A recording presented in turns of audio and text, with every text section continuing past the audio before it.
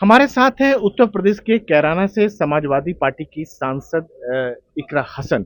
धर्मांतरण को लेकर उत्तर प्रदेश में पहले से ही कानून है। उसको रोकने के लिए और जो मौजूदा कानून है उसको सख्त बनाया गया है। कैसे देखती हैं आप? अ, देखिए, ये जो सरकार है भाजपा, ये सिर्फ धर्म की राजनीति करना जानती है। और उसी तरीके से हर जगह सिविल मैटर्स में जो सरकार की इंटरफेरेंस हो रही है, वो लोकतांत्रिक ढांचे को कमज़ोर करती है, मजबूत नहीं करती।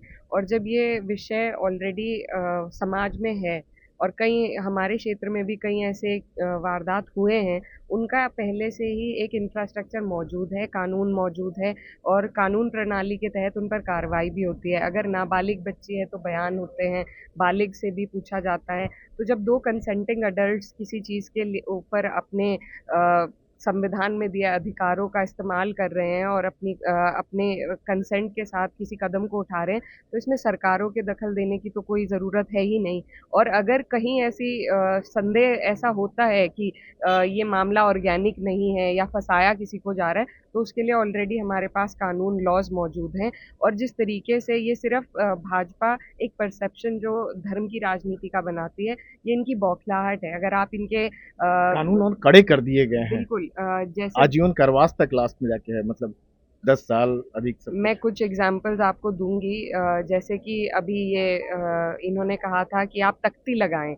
जो कावड़ यात्रा में जब हमारे वहाँ पर जितने भी लोग दुकान लगाते हैं, उनको कहा गया अपने नाम की तख्ती लगाएं।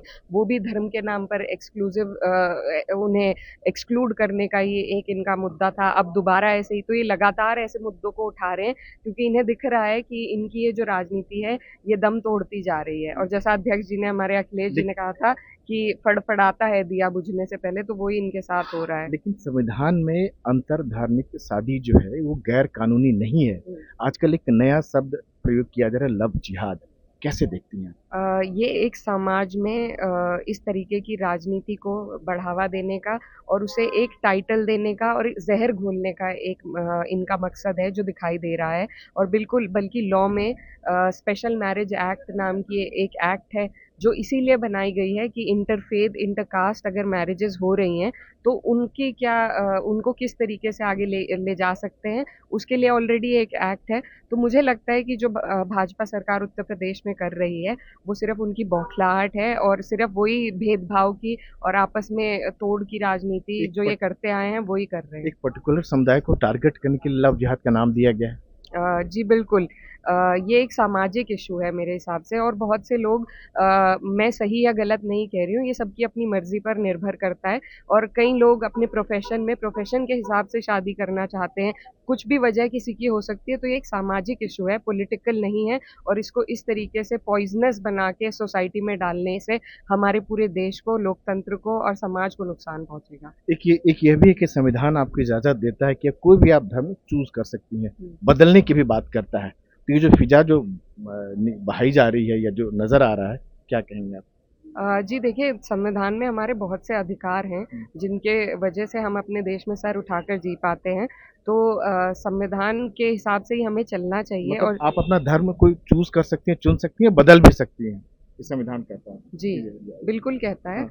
तो इसमें मैं समझ नहीं रही आपका नहीं, सवाल मतलब क्या है। मेरा सवाल सीधा यही है कि जो संविधान जो है हमें इस बात की इजाजत देता है हम्म। कि आप कोई भी धर्म को आप चुन सकती हैं, बदल सकती हैं, बाद में बदलने के भी करता है। तो ये सब जो माहौल जो बनाया जा रहा है उसको कैसे आप देख रही हैं? देखिए, सबसे पहले अगर आप कोई अपना धर्म बदलना चाहते हैं, वो आपके इनर बिलीफ से आता है। संविधान का रोल भी इसमें बाद में आता है। जब तक मेरा मन नहीं करता, या मेरा जो समाज है या मेरे जो घर वाले हैं, बहुत सी चीज़ एक व्यक्ति सोचता है, उसके बाद अगर वो तब भी अपना धर्म परिवर्तन करना चाहता है, तो संविधान में उसका भी उपाय है।